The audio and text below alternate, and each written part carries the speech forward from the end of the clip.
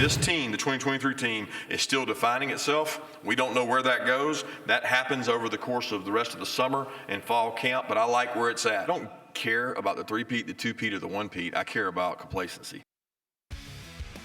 All right, so Georgia, the favorite at Caesars Sportsbook to become the first team to win 3 straight titles since 1936. The last to do it was Minnesota from 1934 through 1936. And here they are, Heather Dinich and Paul Finebaum. They're live in Nashville at SEC Media Day. We just heard Kirby Smart downplaying the three-peat idea, Paul.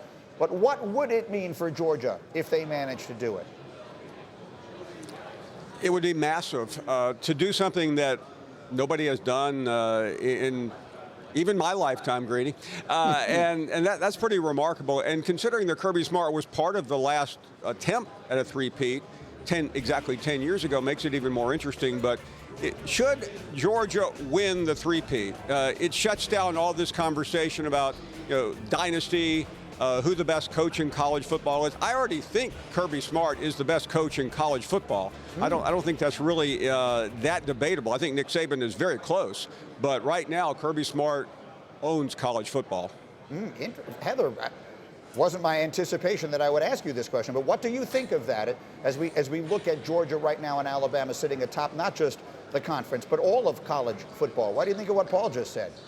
Well, if he was a little closer, I might push him off his chair out of the shot because I disagree with him so vehemently about that. I think it's all about longevity to me, and Nick Saban has that when it comes to his career. And I think Kirby Smart is an excellent coach. And don't let him fool you, Greeny, because when he sat down with us yesterday in the ESPN interview room, he said that the idea of a three-peat absolutely excites him, but he's not using it as motivation because what good would that do? But it would. Paul is right. A three-peat would separate Georgia from not only Alabama, every other team in college football because it hasn't been done in so long, and my guess is it would be decades before it happened again. But Nick Saban is the king of coaching right now. And so then let's take a look at what we should expect from them this year. Paul, if I gave you Georgia or the field to win the SEC, which way would you go?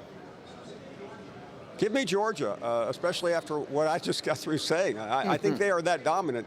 Greeny, this is not an accidental title. I mean, this program has been ascending now since 2017. Remember, it took a Tua walk-off touchdown to give Nick Saban that title over Kirby Smart. So they have been doing this, and he has the best roster in college football. There's still some debate, sure, about the quarterback position. Yeah, we all know what happened last year in the Ohio State game. They were fortunate to get out of there, but they did, and then they just completely annihilated TCU. So I think it's easy to take the field, but give me Georgia.